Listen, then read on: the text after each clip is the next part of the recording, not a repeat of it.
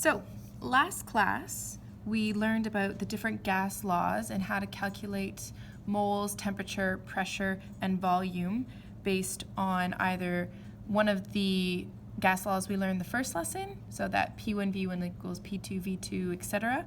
We also learned about the combined gas law, the ideal gas law, and about molar volume, so with density of gases. And today we're going to bring some of those things together and look at how stoichiometry works with gases.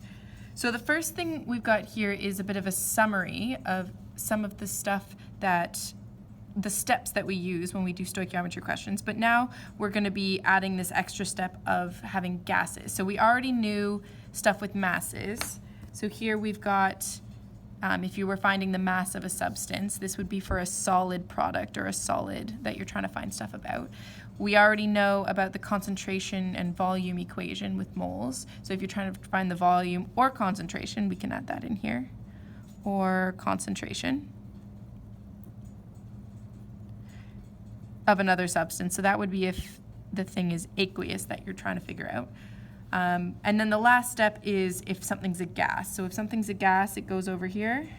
So either we're starting with gas material, and we're going to use some of the gas equations, most likely PV equals nRT. Oops.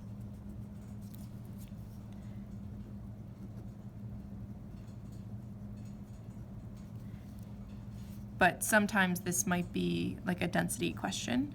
To find the moles of gases, we use our stoichiometry. So this is our mole ratio step. And then we can go back and forth between different types of substances.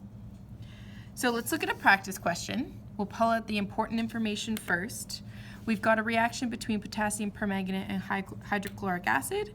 And one of our products here that we're making is a gas, chlorine gas.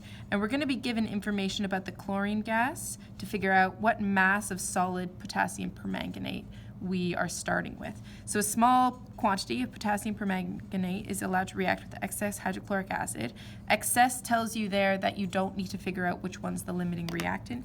You know that this one is the limiting reactant. We get a volume of 596 milliliters of chlorine gas.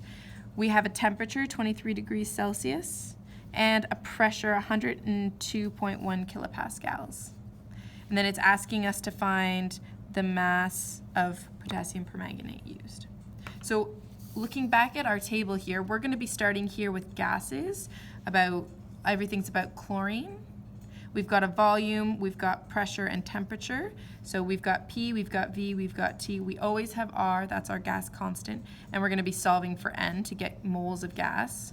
We'll use our mole ratio from the balanced reaction equation to get from that to the moles of, in this case, it's going to be our potassium permanganate.